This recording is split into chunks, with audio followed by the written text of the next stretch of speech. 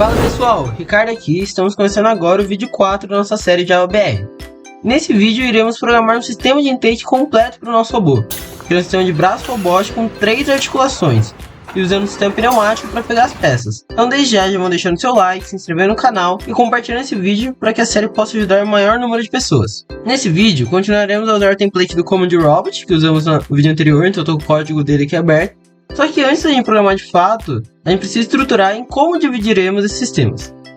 Então, nós vamos dividir nosso sistema em 4 subsistemas. Cada uma das articulações, para termos movimentos independentes de cada uma delas, e um para o sistema pneumático. A primeira articulação será o nosso elevador, onde utilizaremos 2 motores e uma redução para fazer o movimento angular. A segunda chamaremos de telescópio, que será responsável pela expansão do nosso braço, utilizando somente um motor. A terceira articulação será o nosso punho, responsável pelo movimento angular da garra, onde nós também utilizaremos somente um motor. Por fim, o último subsystem será o pneumático, quando montamos o sistema pneumático na FEC, dando de um compressor, as válvulas reguladoras de alívio da pressão, os reservatórios e as válvulas solenoides, que são as válvulas atuadoras do cilindro. Na programação, nós iremos utilizar o compressor e as válvulas, onde eles estão conectados na PCM, que seria a PDP do sistema pneumático. Agora que nós já sabemos o que precisamos programar, vamos começar a programar de fato. Primeiro, criaremos uma pasta chamada intake, onde colocaremos 4 subsystems. Agora, nós vamos criar um subsystem chamado elevador subsystem, e nele declararemos os 2 motores da caixa de redução. Lembrando que os códigos utilizados em Victor serão todos comentados caso vocês forem usar, mas o principal que a gente vai estar programando é o Spark. Então aqui a gente vai declarar os 2 motores, o left e o right, o grupo dos motores, o Motor Controller Group, e só uma variável de speed para a gente estar colocando a shuffleboard. Agora que a gente já declarou todas as variáveis, a gente vai estar colocando um valor nelas. Então a gente vai estar criando os motores e setando aquilo que precisa ser setado no nosso grupo.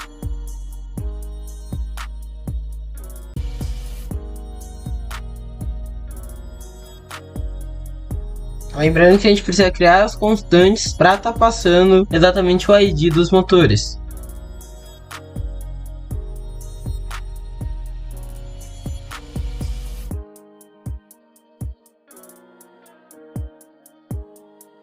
Declarados os motores, agora criaremos um método de controle manual.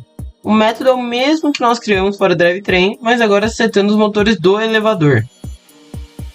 Diferentemente do nosso drivetrain, no caso do elevador dos demais subsystems, a gente não vai utilizar o método arc drive. A gente vai simplesmente setar a velocidade do nosso motor com o valor que vem no joystick. Além disso, como para o arcade drive a gente está usando 2 eixos no nosso controle, é normal que a gente utilize outro controle para você estar controlando os demais subsystems do seu robô. Então para isso a gente vai estar criando um novo controle no Robot Container, pegando seus eixos e fazendo ali certinho.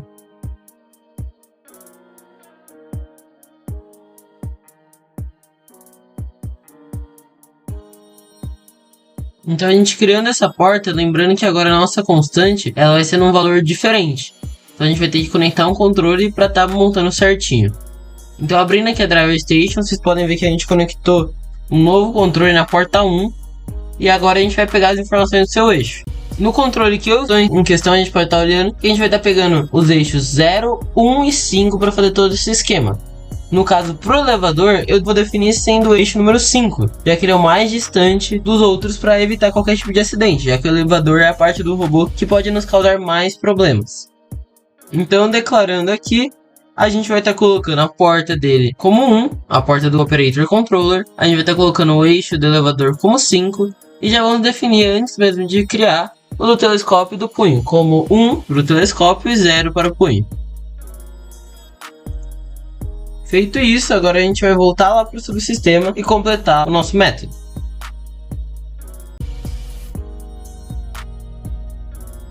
Também criaremos o método stop para os motores. Finalizado o elevador, repetiremos o mesmo processo para o telescópio e para o punho, com a única diferença de que será com um motor só. Então criaremos um arquivo chamado telescópio subsystem. Então aqui nós vamos estar seguindo ali a mesma estrutura que nós já utilizamos. E a única diferença desse para o elevador é que nós só estaremos com um motor. Além disso, também faremos a declaração da velocidade dele na shuffleboard para a gente lembrar como é que faz.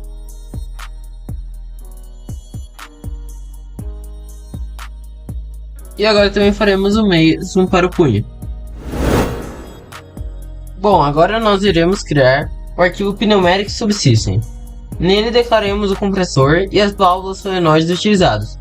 Nos dois casos, teremos que passar como parâmetro o ID da nossa PCM e de qual fabricante ela é. No meu caso, é uma da CTRE.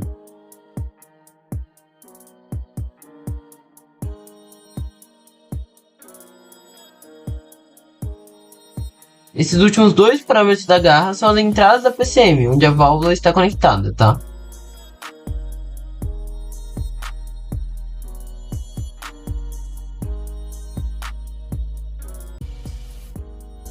Finalizada a declaração, criaremos três métodos. O primeiro para ligar o compressor, onde somente utilizaremos o método Enable Digital e ele se ativará. Os outros dois métodos serão para abertura e fechamento da garra. Para isso, utilizaremos o método set e importaremos um valor da classe Values. O que vai definir qual valor é o seu está diretamente ligado à forma como você conectou o positivo e o negativo da válvula e como foram posicionados seus cilindros nos sistemas.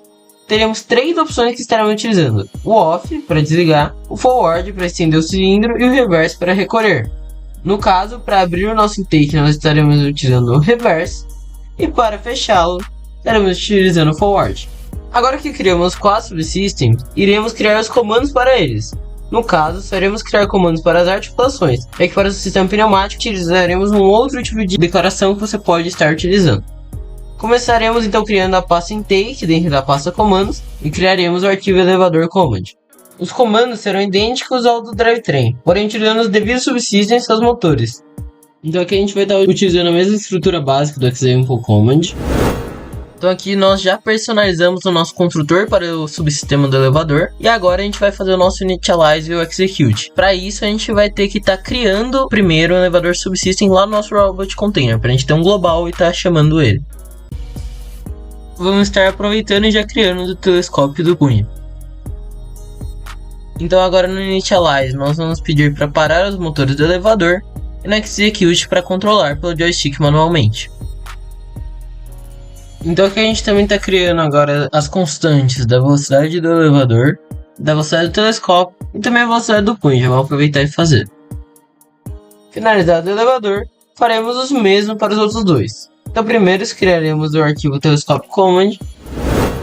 Então aqui a gente pegou a mesma estrutura do elevador e só mudou o subsystem e as constantes para o telescópio. Agora criaremos o arquivo punho command. Então aqui no comando punho seguimos o padrão dos demais comandos, só alteramos ali o subsystem e as constantes envolvidas. Finalizado agora nossos comandos, integraremos todos eles ao nosso robot container. Então declararemos todos os comandos e colocaremos o subsystem ao qual ele pertence. Agora iremos integrar eles de maneira periódica. Então faremos o add requirement de cada um dos comandos e definiremos eles como default. Ou seja, quando nenhum comando daquele subsystem estiver sendo executado, roda esse comando. Agora, por que nós não definimos nenhum comando default para o sistema pneumático? A gente fez isso porque nós queremos que o compressor fique ligado a todo momento e não só quando nenhum comando estiver sendo rodado. Ou seja, enquanto o robô ia abrir e fechar a garra, o compressor ainda estará ligado e enchendo. Para isso, só chamaremos o método que a gente criou. Então a gente vai vir, vai criar nosso subsystem do pneumático e só vai estar chamando o comando do compressor. Para finalizar o nosso vídeo, nós faremos dois botões, um para abrir e um para fechar a garra. Para isso utilizaremos o método configure bindings. É nele onde você declara quando ativa qualquer comando que não seja default, seja através de um botão ou de um gatilho, usando a classe trigger, como a gente tem um exemplo aqui. Para criarmos os botões, utilizaremos a classe joystick button, onde passaremos o ID dos botões que queremos utilizar. Bom, eu vou estar utilizando aqui o LB para fechar a garra e o RB para abrir. Para descobrirmos quais são os IDs dos motores, teremos que abrir aqui a Drive Station, ir na aba do joystick e vermos ali qual o botão que acende a luz conforme a gente aperta. Então no caso aqui, o LB é o 5 e o RB é o 6.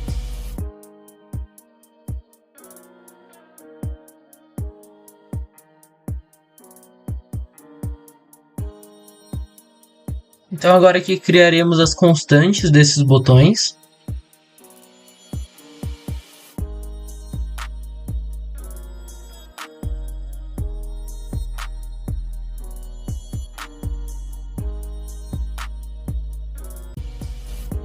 Criado o botão, agora a gente vai utilizar o método dele while true, ou seja, enquanto o botão estiver sendo apertado, vai rodar o comando. Nós não criamos um comando para as aberturas pneumáticas, porque existe outra maneira que a gente pode estar criando comandos para estar mostrando para vocês. Então dessa maneira aqui você não precisa criar um comando especificamente para fazer um método rodar. Isso vai ser para métodos mais simples que você vai usar várias vezes se você queira economizar processamento do RoboHill. Como é que você vai fazer isso? Então dentro do parênteses você vai estar criando um new run command, que é uma classe que roda um comando. E o que você vai fazer? Dentro dela vai colocar uma lambda, que é um conjunto de parênteses mais um traço, um sinal de maior. Com isso você vai estar convertendo o método que você colocar ali em um comando. E aí a gente vai colocar para abrir e para fechar H. E com isso está pronto o nosso código para um robô de FSC completo, com comandos manuais, drivetrain, tudo que a gente precisa do básico para estar utilizando. Nos próximos vídeos estaremos ensinando a utilizar o PID, para que seja possível realizarmos comandos pré-programados e com melhor eficiência. Além disso, podemos estar fazendo um autônomos. Então não percam os próximos vídeos, hein? Espero que tenham gostado e valeu!